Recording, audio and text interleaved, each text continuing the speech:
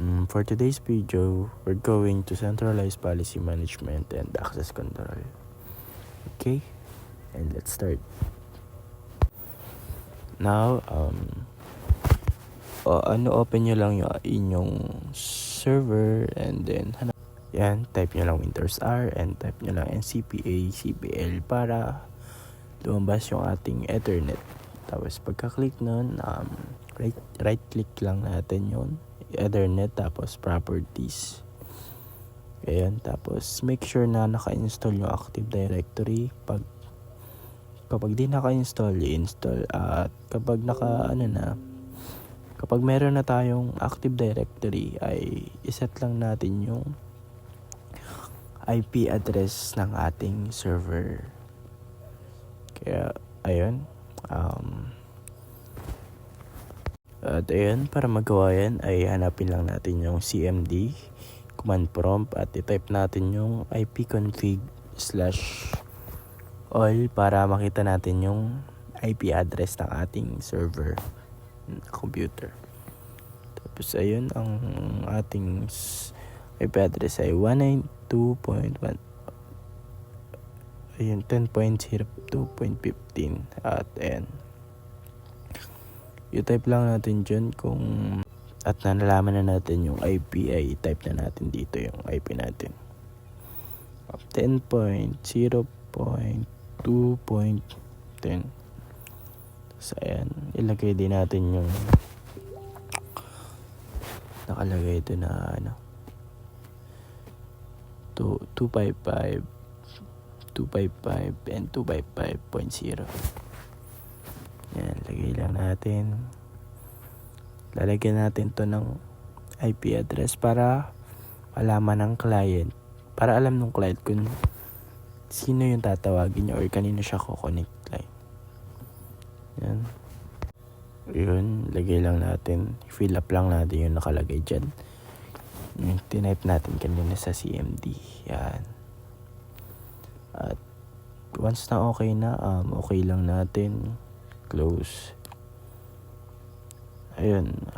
Ayun, downloaded na. Hindi na kailangan natin i-download kasi na-download na natin yan nung isang araw. So, ayun. Pagkatapos dyan ay punta na tayo sa server manager. Pindutin lang natin ang yan, sige. And ayun. Tapos pindutin lang natin ulit to. At ayun. Next lang natin yan. Like, check lang natin kung ano. At kita na naman natin na may check na yung ating Active Directory. So, na-download na natin. Yan, kung wala ka pa niyan, i-download natin. Tapos yan, download lang natin ulit. Yan, pag okay na yan, may check na. Okay na yan. Tsaka, wala naman na tayo i-download dito. So, we're good to go na. Ayan. At ayun, punta tayo sa tools. Then, hanapin lang ulit natin yung Active Directory computer. Yan, hanapin na natin yun. Yan, computer. Tapos, pupunta na tayo gagawa na tayo ng ating user. So, yan, click lang natin yung ating file, then new, then lagay natin is user. Organizational unit pala muna. So, ayun, lagay lang natin yung ating at ayun, gawa lang tayo ng user natin. Ayun, may nakalagay na tayo user dyan. Lagay ko yung Apple na Daniel. So, kailangan mga 2-3 ang gagawin natin. So, punta ulit tayo doon. Then, punta tayo sa user. Then, new. Pindutin natin user, then maglalagay tayo ng ating mga credential natin dyan.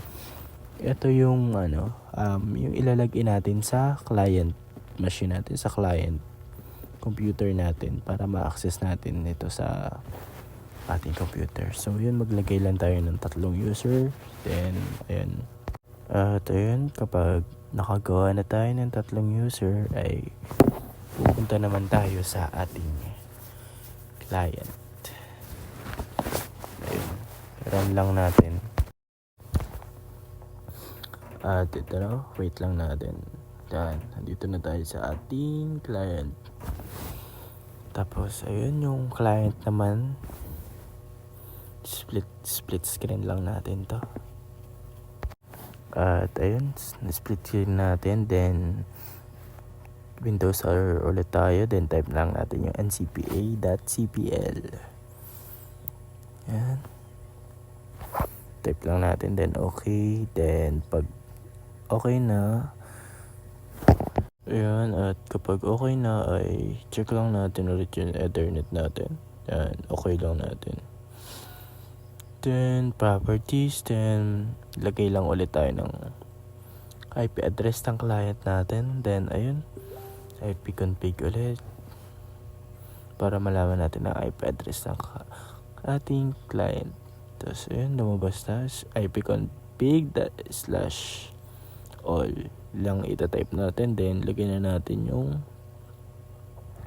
IP address, no? At ayun, password lang natin. Kapag lagay na tayo ng IP address ng ating client computer, ay x-lang natin to, pati yung CMD natin. At ayun, para makonect natin ang server at client natin, ay kailangan nating ilagay ang IP address ng server dito sa ating preferred DNS, sa ating DNS server. So, kung ano lang yung IP address or default, ay dun yun yung ilalagay natin dito sa pinakambaba.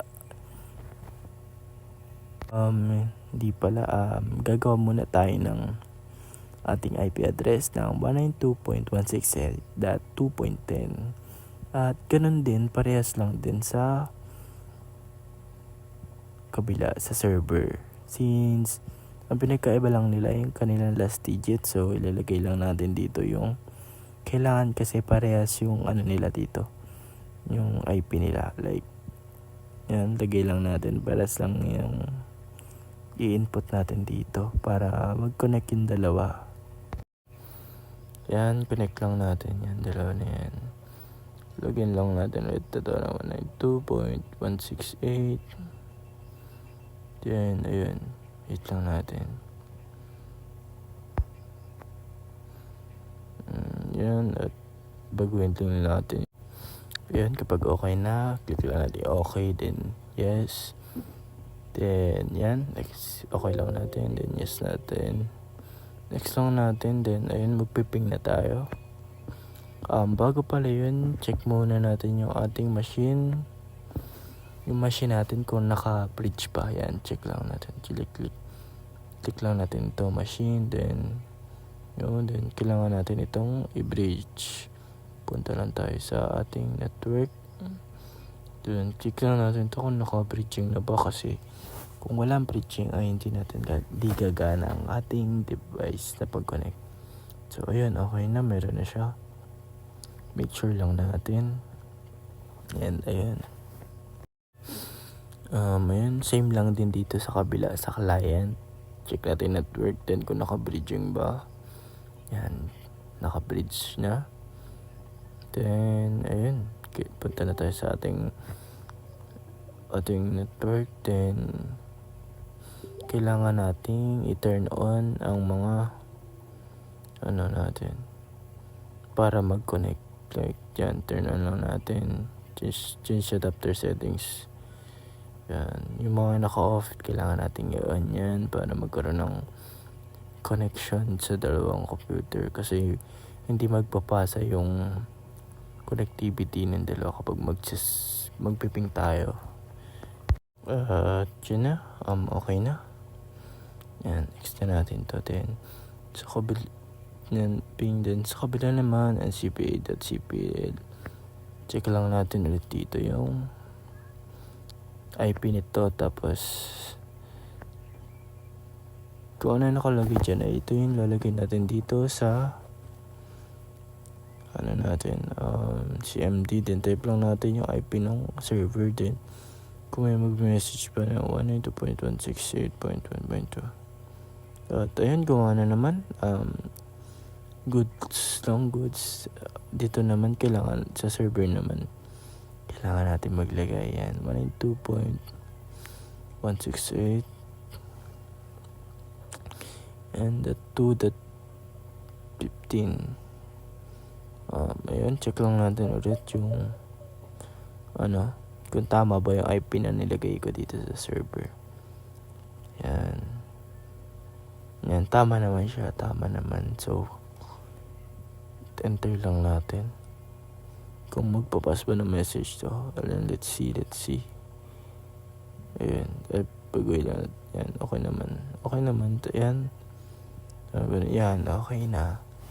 At connected na yung dalawa. So ayun, then restart lang natin. Then connected na yung dalawa natin. And yun lang for today's video. Maraming salamat po. Ilang ang ng ating centralized. Thank you.